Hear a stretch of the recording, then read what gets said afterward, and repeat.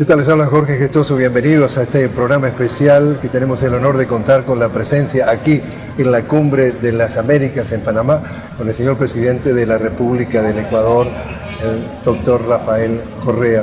Señor Correa, muchas gracias por estar con nosotros. No, Jorge, es un honor. Muchas gracias por la invitación, muchas gracias a Telesur y un abrazo a toda la patria grande. En la primera sesión plenaria de esta mañana, uno de los primeros oradores fue el presidente Correa, dijo, entre otras cosas, refiriéndose al señor presidente Barack Obama: señor Obama, ustedes defienden esas élites que tanto daño nos han hecho a través del tiempo. Pero por supuesto, ¿por qué cree que tenemos tanta resistencia los gobiernos progresistas de América Latina? Porque por primera vez en la historia hay un cambio real de poder. Mire, uno de los enigmas del desarrollo es por qué Estados Unidos prosperó y América Latina no. ¿Por qué nosotros no somos Estados Unidos y viceversa? Hay muchas respuestas, pero sin duda una de ellas, la clase de élites que nos han dominado históricamente, que excluyeron a las grandes mayorías de la fruta del progreso. América Latina es la región más inequitativa del planeta. Y son esas élites que ahora están perdiendo su poder, las que se quejan de que se atenta contra sus derechos humanos, porque ahora la ley es para todos, contra la libertad de prensa, porque sus periódicos ya no pueden mentir a mansalva, que no haya democracia, que haya autoritarismo, porque ya no pueden someter a nuestros gobiernos. Eso debemos tenerlo claro. Y a eso es que está algunas veces respaldando Estados Unidos, tal vez por mala información o tal vez por intereses, no tienen vínculo de negocios, qué sé yo. De todas formas, hubo un comentario que siguió a su alocución del presidente Barack Obama, que cada uno lo podía tomar como quiera, pero se refirió directamente a usted. Y dentro de las cosas que dijo, bueno, nosotros somos imperfectos, pero que me critiquen, decía el presidente Barack Obama, como sugiriendo que el señor presidente Rafael Correa no necesariamente le gusta que se lo pueda criticar. No, si mal no recuerdo, se refirió a que él no confía en un sistema donde una persona decide si hay mala prensa, buena prensa, y que no es que es mala prensa porque lo critiquen. Y yo coincido totalmente con él, sí. Nadie ha discutido aquello. Mala prensa es la que miente, la que dijo que había armas de destrucción masiva en Irak para justificar una invasión. Eso es mala prensa. Y no hay que tapar el sol con un dedo, pues claramente se puede definir y descubrir cuál es la mala prensa. Mala prensa es la que miente, la que practica censura previa a conveniencia, la que manipula la verdad. Y eso hace un gran daño a la democracia, a nuestras sociedades, etcétera. ¿Qué fue lo que más le llamó la atención? O sea, si le tiene que hacer la fotografía, la radiografía a lo que se vivió aquí en esta cumbre, ¿cuál es el titular? Una América Latina más soberana y digna que nunca. Porque usted dice con frecuencia, no es un cambio de época. Es una época de cambio y se ha demostrado el día de hoy. Qué presencia de pensamiento latinoamericano. Y decía precisamente... Y de soberanía latinoamericana. Lo reformaba también la presidenta de Brasil, Dilma Rousseff, dice, esto es un cambio de las relaciones hemisféricas. Sí, lo dijo también, lo dijeron muchos presidentes, ¿no? Uruguay, lo acaba de decir en la plenaria de la tarde, no pude estar presente, pero lo vi por televisión. Entonces, es que, mire, es demasiado claro. O sea, todos estamos muy contentos por el acercamiento de Estados Unidos a Cuba, que no hay ninguna concesión, nunca debió ocurrir la exclusión de Cuba, ese bloqueo es absolutamente ilegal, Guantánamo es una ocupación, no es una concesión, es una victoria de la perseverancia, de la dignidad del pueblo cubano. Pero después de recibir esa buena noticia, tenemos la orden ejecutiva declarando a Venezuela un peligro para Estados Unidos, lo cual es el preludio de las invasiones, los mismos sacaron antes de la invasión a Panamá. Entonces, tremenda injerencia, tremendo intervencionismo. Y esta cumbre debió ser festiva. Barack Obama debió ser recibido como el presidente histórico que compuso las relaciones con América Latina, pero por ese error histórico, de esa orden absurda, prepotente, imperialista, lo echó todo a perder, es increíble. Es decir, no se cambió mucho respecto a esa relación que hemos observado que sea entre Estados Unidos y el resto del hemisferio. Lo que hizo con la mano lo borró con el codo, y yo creo que el presidente Obama es una buena persona. Aquí no estamos hablando de cuestiones personales, sino de políticas, de sistemas. Es más, creo que el sistema de Estados Unidos rebasa al presidente, a sus rectas intenciones, etcétera. Una maquinaria que ni el propio presidente puede parar, puede conducir, etcétera. Tiene marcha por sí sola y normalmente en función de sus intereses. Entonces, pero el propio Obama, ¿no? Dentro de su apertura, de su calidez humana, no puede abstraerse de esa visión tradicional de Estados Unidos de creerse el árbitro del bien y el mal. Él lo dijo, si tiene algún problema vengan, yo haré lo posible para resolverlo. ¿Quién es? Y que nosotros seguiremos. Hay una condescendencia. Es como que sea una concesión, ¿no? Ellos son los árbitros del bien y el mal y no pueden superar esa visión, ni siquiera lo entienden, ya va más allá del buen o mal corazón, no lo entienden. Es como también cuando dijo, y si vemos algo malo, lo vamos a decir, pero ¿qué es lo malo, qué es lo bueno, de acuerdo a sus valores? Por ejemplo, usted ha vivido en Estados Unidos, allá el lobby es legal, en la mayor parte de Latinoamérica, de Europa, etcétera, se llama tráfico de influencia y es penalizado. Y yo creo que estamos en lo correcto nosotros. Pero no por eso yo le voy a decir, entonces Obama es un corrupto, el pueblo norteamericano es un corrupto y hay que invadirlo. Y que hay que ser una amenaza. Pero eso no lo entienden, va más allá de su entendimiento. Ya. Pero hoy recibimos un tuit muy fuerte, que no, es decir, no lo tengo acá transcrito, pero las palabras textuales decía, como decimos en Venezuela, los enanos se le rebelaron al cirquero. Mira, indudablemente Estados Unidos es el país más poderoso del mundo, de los más exitosos de la historia, no quiere decir de los más felices. Son 50 Estados Unidos, cualquiera de esos estados tiene mucho más PIB, producción nacional, que una república promedio latinoamericana. Entonces hay que ser realistas en cuanto a la relación de fuerzas, al espacio que cada uno ocupa. Pero otra cosa es que por ese éxito, por ese poder, pues quieran dominar a los demás. Y América Latina está en ese cambio, no en una época de cambio, sino en ese cambio de época. Ese neocolonialismo, esas ínfulas de árbitros del bien y el mal en América Latina del siglo XXI son sencillamente intolerables. Señor presidente, usted es el presidente pro tempore de CELAC y en la mitad del mundo, en las afueras de Quito, la sede de UNASUR. América Latina entonces está con los pantalones largos, esto no tiene marcha atrás, o por ejemplo con la baja o con la reducción de los precios de la materia prima se puede dar un tropezón estos movimientos progresistas. Le insisto, en la parte que improvisó, lamentablemente la intervención de Barack Obama, ellos, los anglosajones, quieren ser muy pragmáticos, pero ser muy pragmáticos algunas veces caen en la simpleza, ¿no? Que la competitividad, que el libre mercado, etc.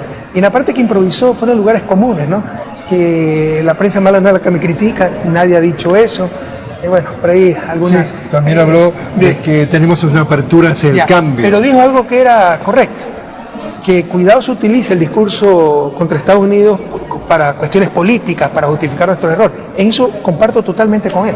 Yo soy muy duro en eso. Es decir, no necesitamos de Estados Unidos para estar en las condiciones en que estamos, en el subdesarrollo, en transición hacia el desarrollo, habiendo tenido todo para ser la región más próspera del planeta. Son nuestras propias contradicciones internas. Por supuesto también ha habido injerencias, restricciones externas, eso es indudable, pero tenemos graves contradicciones internas que tenemos que resolver los latinoamericanos. Tenemos que cambiar estructuralmente nuestra economía, tenemos que incluir a grandes sectores excluidos históricamente, indígenas, afros, mujeres, etc. Entonces, gran parte del esfuerzo, gran parte de la solución está en nuestras propias manos, pero es indudable que existen y han existido restricciones externas. Y ustedes han acusado directamente a diferentes fuentes de injerencia adentro de su país, de fuentes exteriores. Pero mire lo que acaba de pasar, también lo dije en mi exposición. Es que, insisto, lo que hizo con la mano borró con el codo, pero ni lo entiende.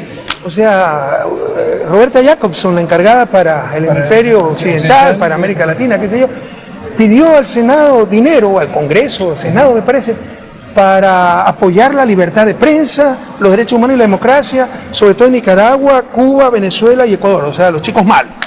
Es decir, ellos son los que nos van a enseñar democracia. Ellos son los que nos van a enseñar derechos humanos cuando Ecuador es uno de los 7 países del sistema interamericano que ha firmado todos los instrumentos de derechos humanos. Estados Unidos no ha firmado ninguno, ni el Pacto de San José, pero ellos nos enseñan derechos humanos. Ellos nos enseñan libertad de prensa, con lo que tienen negocios dedicados a la comunicación, y todos defendemos la verdad, libertad de prensa y de expresión para todos los ciudadanos. Pero entonces la injerencia, esa prepotencia, ese complejo de superioridad, y eso, insisto, es inaceptable. Pero Obama también dijo, porque yo le hice una referencia histórica al responderme, que él mira hacia el futuro, no el pasado. Por supuesto que hay que ver el pasado y hay que aprender del pasado, pero ni siquiera es pasado, es presente. Lo que le estoy diciendo fue hace pocos días, el orden ejecutivo fue hace una semana. Y sigue haciendo ese tipo de medidas. Definitivamente, un año complejo, o los últimos 12 meses complejos para Ecuador, es decir, caen los precios del petróleo, Ecuador, gran exportador de petróleo, ¿cómo ha impactado su gestión y cómo ha estado impactado el país? Pero no solo eso, nosotros anticipamos, nosotros planificamos en el 2013 al pueblo ecuatoriano que el año 2014 y sobre todo el 2015 iban a ser años difíciles. Complicados. ¿Por qué? Incluso con un petróleo de $90, porque teníamos que desembolsar miles de millones de dólares para completar proyectos estratégicos que cambiarán la historia del país y debieron hacerse hace décadas. La matriz por ejemplo, energética. 8 hidroeléctricas. Coca-Cola Sinclair. Que estarán listas hasta marzo del 2016 y nos permitirán ser exportadores de energía. Duplicará la potencia eléctrica del país. Tendremos la matriz eléctrica más eficiente y más amigable con el medio ambiente probablemente del planeta. Porque teníamos que repotenciar la refinería Esmeraldas, que en 40 años no se le dio mantenimiento, pero la estamos dando como nueva, una inversión de 1.000 millones, pero teníamos que parar la refinería justo 2014-2015. Entonces eso ya se planificó. Y además se desploman los precios del petróleo y se aprecia el dólar, que es igual o más grave que el desplome de los precios del petróleo. Que es la moneda del país. Hasta ahora, sí, porque Ecuador tiene una economía dolarizada. Hasta ahora hemos manejado las dificultades muy bien, ¿ya? Pero ha sido un año durísimo. Ya con otros gobiernos hubiera habido paquetazos, etcétera, le llamamos paquetazos, subida de gas, gasolina. Nosotros no lo vamos a hacer, hemos manejado muy bien las cosas, estamos preparados hasta para escenarios extremos, pero ha sido muy duro. Usted siempre ha puesto énfasis en el tema de la educación, que por allí usted entiende que es, digamos, la gran asignatura pendiente del país. Yachay, la ciudad del conocimiento, exportando estudiantes a todas las universidades del mundo. ¿Qué es los resultados que están teniendo hasta ahora en lo que tiene que ver con Yachay, por ejemplo? Bueno, todavía estamos en tiempo de siembra, ¿no? Pronto vendrá la cosecha, pero ya se ven algunos frutos. Yachay es un éxito, hay mucho interés. Mire, el concepto es más profundo. O sea, la verdadera riqueza de las naciones, de una nación, es su talento humano. Es su gente. Con talento humano usted hace florecer el desierto. Sin talento humano usted certifica los jardines más floridos, y eso es lo que muchas veces ha pasado en Latinoamérica. Entonces la clave del éxito, de la prosperidad, del desarrollo, es talento humano. Gente capacitada, educada, con buenas actitudes, innovadora, no solo empresarios. No se trata solo de poner otro supermercado, eso es empresa, pero no es innovación. Innovadores, la única economía que se basa en el recurso, en un recurso ilimitado, la economía de las ideas, de la mente humana, y eso le estamos apostando todo. Entonces todavía es época de siembra, pero avanzamos muchísimo, tenemos el programa de becas más grande de América Latina, ecuatorianos estudiando en las mejores universidades alrededor del mundo, tenemos la primera ciudad de conocimiento de toda América Latina, de acuerdo al último informe de UNESCO, el sistema educativo ecuatoriano es el que más ha avanzado en los últimos años, pero falta todavía mucho por hacer y seguiremos en ese esfuerzo. Pese al año duro, no habrá recortes en presupuesto en cuanto a educación superior, ciencia, tecnología, investigación. Y precisamente René Ramírez, director de Cenecit, él tiene una frase muy corta pero muy contundente, dice: el desafío es pasar de la manufactura a la mentefactura. De una economía basada en recursos finitos a una economía del conocimiento, de las ideas, de la innovación, es decir, basada en recursos infinitos, la mente humana. Usted ha estado precisamente en viajes por diferentes países del mundo, entre ellos China, al principio de este año. ¿Puede estar tranquilo definitivamente el gobierno del presidente Correa de que hay recursos, hay buena relación? ¿Dónde estamos allí? Somos medio expertos en estas cosas, ¿no? Y le insisto, es un año duro, hubiéramos querido que fuera de otra manera, pero así es la vida. Entonces tenemos plan A, B, C. De hecho, ya nos falló en principio el plan de financiamiento original, pero recorrimos al plan B y si no fue el plan B, tenemos el plan C. Yo le diría que estamos preparados hasta para las condiciones más extremas. ¿Qué quiere decir esto? Por ejemplo, un precio del barril de petróleo de $20, lo cual implicaría, como hemos tenido estos primeros meses del año, $40 como precio promedio, tener el resto del año $15, que es casi imposible. Pero hasta para ese escenario extremo estamos preparados. Y en ese sentido, ¿cuándo anticipa que pueda recuperarse y hasta qué medida los precios internacionales del petróleo? Dicen, así es, porque dicen que los economistas somos esos profesionales que la mitad del año se pasan haciendo predicciones y la otra mitad del año pidiendo disculpas explicando por qué no se cumplieron. Pero en todo caso, si hay un área donde todas las predicciones fracasan, es en el área petrolera, nunca la acierta. Yo me acuerdo que en el 2008 decían que el precio del petróleo iba a llegar a $200, cayó en el 2009, dijeron que se iba a recuperar para siempre de nuevo a los $100, se ha desplomado. Sin embargo, todos los estudios nos dicen que en el segundo semestre habrá una ligera recuperación, no a los niveles de años anteriores, pero si sigue así la situación, atentos, que incluso los países que ahora se están beneficiando, importadores de petróleo por los bajos precios, pueden salir muy perjudicados porque en el mediano plazo puede haber un importante rebote del precio del petróleo, porque se están cortando muchas inversiones petroleras.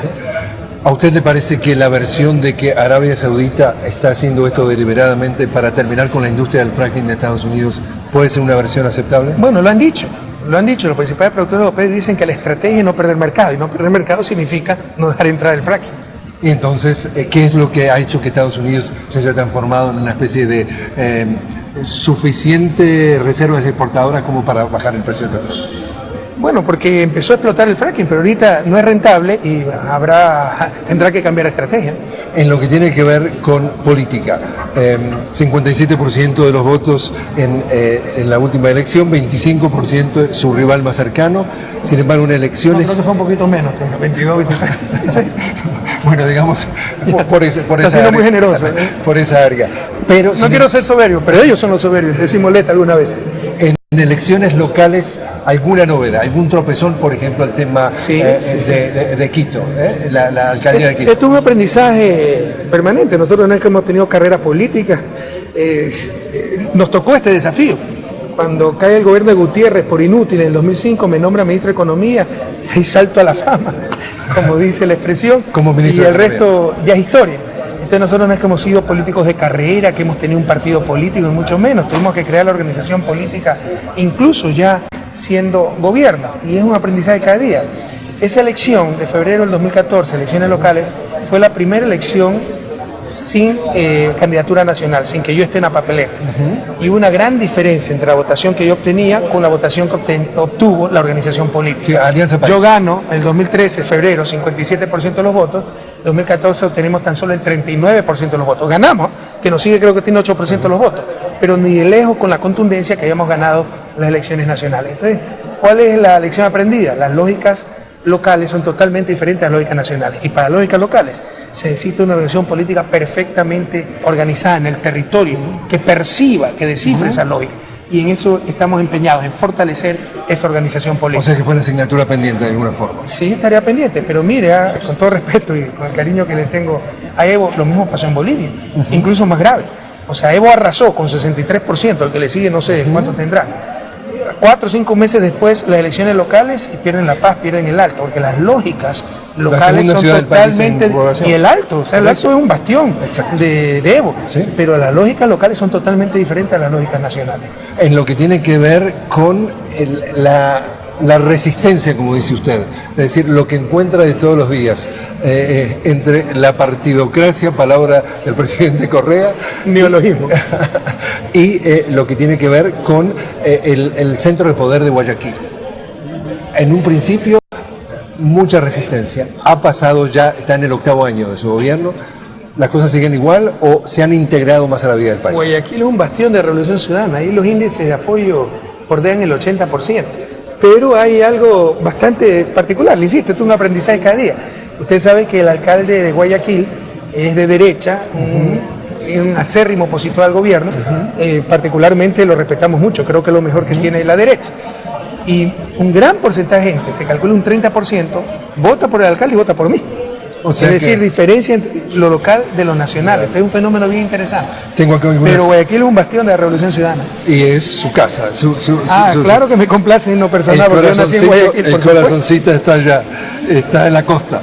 Señor presidente, reducción de la pobreza en su gestión, del 36% al 25%, y la extrema pobreza, digo números redondos, del 16 al 8%. Tenemos una última encuesta donde los datos son incluso más alentadores. Se ha reducido la pobreza 12.5%, y lo más interesante, Jorge, normalmente cuando se reduce pobreza en América Latina no es por mejor distribución, es por crecimiento. En los 90 tuvimos crecimiento, al inicio de los 90, se redujo pobreza, pero incluso es lo que se llama técnicamente efecto crecimiento, efecto redistribución. Todo era por efecto crecimiento, e incluso el efecto distribución era negativo, es decir, aumentaba la desigualdad, pero dominaba el efecto crecimiento y se reducía pobreza. Acá de esos 12.5% de reducción de la pobreza, tan solo 5.1 me parece, es por crecimiento y 7.4% es por redistribución. Es decir, Ecuador es de los campeones regionales en cuanto a mejoramiento de la equidad, o mejor dicho, porque todavía nos falta mucho por hacer, disminución de la inequidad. Básicamente, usted me corrige, señor presidente, la fórmula mágica ha sido renegociar los contratos del petróleo y aumentar la recaudación impositiva sin aumentar impuestos. No hay fórmula mágica, pero sí principios fundamentales. ¿Y sabe cuál es el principio prioritario más importante? El cambio de poder. De las élites que siempre concentraron todo, que nunca pagaron impuestos, que regalaban el petróleo, que no invertían en hidroeléctrica porque tenían sus barcazas ellos mismos, la gente que gobernaba tenía sus barcazas para venderle electricidad al Estado que ellos administraban. Entonces esa gente es la que tenía el poder. Ahora el poder lo tiene el pueblo ecuatoriano. Luego de ese cambio de relaciones de poder, que es un problema político, viene la cuestión técnica. Pero primero está el cambio de relaciones de poder, para que esa técnica esté en función de la gran mayoría y no de unas cuantas élites, como históricamente ha sucedido, no solo en Ecuador, en Venezuela, América Latina, etc. Y por eso es lo que usted dice que es un cambio de época. Sí, por primera vez están, o sea, ¿por qué explica el retraso de América Latina?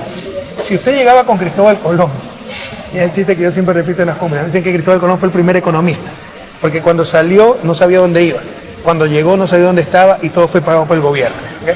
Pero si Cristóbal Colón hubiera sido economista, como parece que lo fue, ¿no?, hubiera dicho que América Latina se iba a desarrollar más rápido que Estados Unidos, porque teníamos igual o más recursos naturales. Teníamos civilizaciones con gran adelanto técnico, mayas, aztecas, incas, lo cual no había en ese nivel en América del Norte. Y fue América del Norte la que se desarrolló más rápido. Las respuestas son complejas, culturales, etc. Pero una de las respuestas sin duda es la clase de élite que nos ha dominado, élites rentistas, que nunca supieron repartir los frutos del progreso técnico. Por eso la clave del desarrollo es el cambio del poder, de esas élites a las grandes mayorías. Y eso es lo que está sucediendo en Ecuador, en Venezuela, en Bolivia, en Brasil, en Argentina, en Uruguay, en Chile. Y por eso les duele tanto pues a esas élites, porque están perdiendo su poder histórico. ¿Y no tiene marcha atrás? Dios quiera, pero todo puede ser revertido. Por eso usted hay que estar muy dicho atento. precisamente, usted dijo... Todavía falta consolidar eso. Usted precisamente ha mencionado que activamente en América Latina hay un impulso para tratar de desafiar a sus gobiernos. Es la restauración conservadora. Antes esos impulsos eran más aislados. De hace un par de años, de esa elección del año pasado, nunca se vio una coalición tan grande para Quito nada más, con asesores extranjeros, con finanzas, capacidad financiera ilimitada, etc. Es lo que llamamos restauración conservadora. Están articulados nacional e internacionalmente, coordinados. O sea, todo el linchamiento mediático, todas las mentiras que se imponen desde la prensa, de sus titulares, prensa nacional y prensa internacional, hacerle creer lo que Gramsci llamaba la cultura hegemónica, hacerle creer a la gente por medio de los medios de comunicación, etcétera, que lo que es bueno para las élites es bueno para todos y que lo pasado fue mejor. Entonces, una lucha constante en concientización política, en logros concretos, para que la gente sepa apreciar lo que estamos viviendo y jamás volver a ese pasado. ¿La Alianza del Pacífico lo preocupa? No diría que nos preocupa, sin embargo, obviamente es un intento de contrarrestar procesos integracionistas como Mercosur, UNASUR, que tienen otra lógica, ¿no? Y eso es precisamente, ¿no?, tratar de hacerle creer a la gente que eso es lo mejor.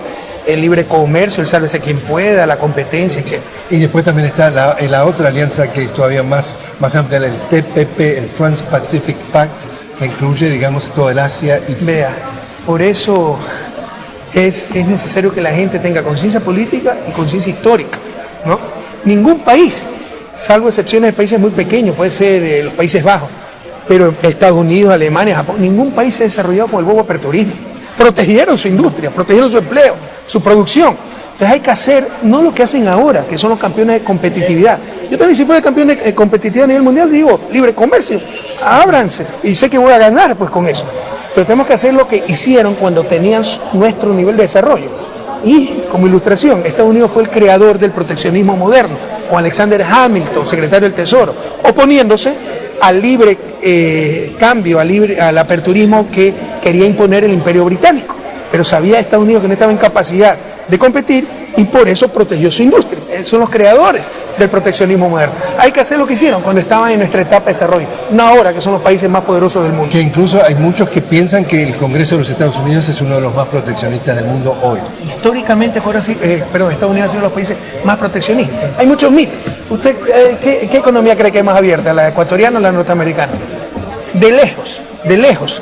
La ecuatoriana con cerca del 70% de exportaciones más importaciones sobre PIB. Debe ser 50-60%, no tengo la cifra actualizada, debería tener. Estados Unidos será alrededor del 20%. E históricamente, lo decía Pat Buchanan, uno de los candidatos presidenciales hace algunos años, de la derecha no hay nada más antihistórico, anti-norteamericano que el libre comercio. Por último, señor presidente, el señor presidente Rafael Correa, 57% de los votos, un nivel de popularidad muy alto, el tiempo pasa y hay que estar pensando en relevos para la próxima elección. Primero, relevos y alguien ya que apunta en la selección final, o vemos con un Congreso totalmente en control de Alianza País la posibilidad de un cambio constitucional y puede ser, usted se puede presentar a la reelección. Primero, por vanidad profesional, déjeme ser preciso, probablemente nuestro índice de aperturismo, importaciones más importaciones sobre PIB, está un 55 o 60%. No, ya había quedado pecando. Soy economista, no puedo estar tan actualizado en cifras por mi oficio actual, pero soy economista, ¿no? Entonces tengo que ser muy cuidadoso en eso. Entonces, mire, esa es una última opción, tenemos que ser realistas. Yo no quiero lanzarme en el 2017, créanme, pero sabemos la responsabilidad que pesa sobre nuestros hombros y sabemos lo que estamos enfrentando, una coalición de medios de comunicación, cámaras de producción, poderes sociales, económicos, etcétera, para tratar de detener la revolución ciudadana. No es como dice, como miente la oposición, de que no hemos generado líderes, pero hay todas unas nuevas generaciones de líderes extremadamente valiosos. Pero a mí me dice cualquier cosa la prensa y la gente me cree a mí, ¿ya? Porque ya me conoce. Pero a un nuevo líder que tome la posta lo destrozan. Entonces ese es el problema. Un líder, un candidato que pueda superar el bloqueo que le va a poner la prensa y esta coalición enorme, nacional e internacional, que hemos llamado Restauración Conservadora. Creemos que tenemos los líderes, pero si es que es necesario que me presente en 2017, será el último recurso, pero ahí estaremos. Sabemos también la responsabilidad histórica que tenemos. Señor presidente Rafael Correa, muchísimas gracias por estar con nosotros. Gracias a usted, Oro, y un abrazo a la patria grande. Las cosas están cambiando y para bien. Como dije, ¿no? El lema de la cumbre no debe ser prosperidad con equidad, sino equidad para la prosperidad, porque tenemos un continente demasiado inequitativo. Pero no solo aquello, también con soberanía y dignidad.